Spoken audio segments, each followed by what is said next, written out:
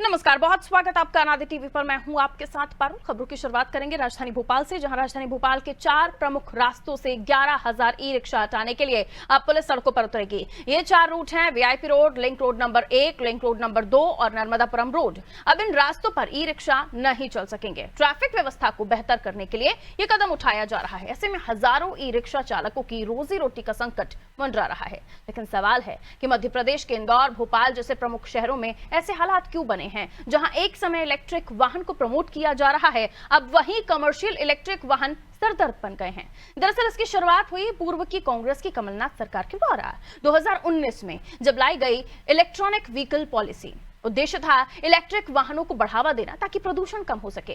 लेकिन इस पॉलिसी की कुछ खामियों का नतीजा और तय नियमों का प्रशासन द्वारा पालन ना कराने के चलते ऐसे हालात बने। मौजूदा मोहन सरकार ने इस पॉलिसी में बदलाव किए हैं, जिसमें इलेक्ट्रिक वाहन को सब्सिडी देने के बजाय शहरों में चार्जिंग स्टेशन के इंफ्रास्ट्रक्चर को डेवलप करने पर खर्चा करने का फैसला किया गया है।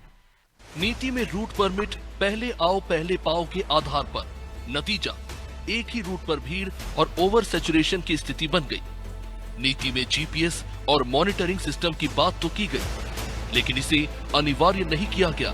ई रिक्शा के मूवमेंट पर नहीं रहा नियंत्रण। शहरों की यातायात क्षमता अनुसार संख्या तय करने की इस नीति में कोई व्यवस्था नहीं थी। स्थानीय निकायों को संचालन और निगरानी का अधिकार तो दिया गया, पर इसके लिए ठोस कार्य प्रणाली या जवाबदेही तय नहीं की गई।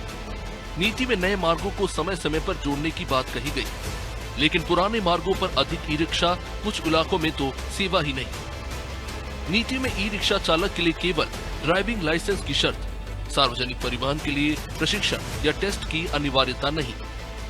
नीति में पार्किंग शुल्क माफ करने की बात की गई, पर पार्किंग स्थल निर्धारित ही नहीं। नतीजा, बीच सड़क पर खड़े रहते हैं ई रिक्शा, होता है ट्रैफिक जाम।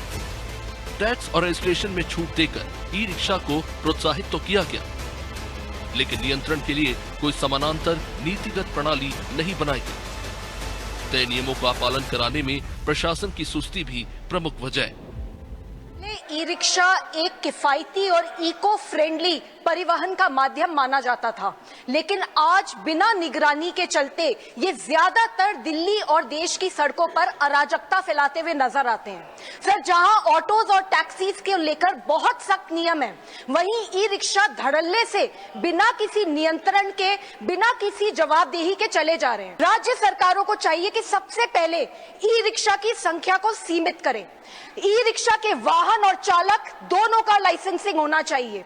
रूट निर्धारित होने चाहिए, स्टैंड निर्धारित होने चाहिए।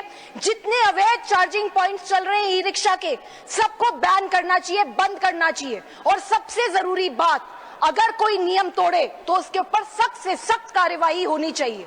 सर, केंद्र सरकार को चाहिए कि राज्य सरकारों की इस इशू पे जवाबदेही तय हो। सर, हमें सुविधा चाहिए, लेकिन सिस्टम के साथ। नीति में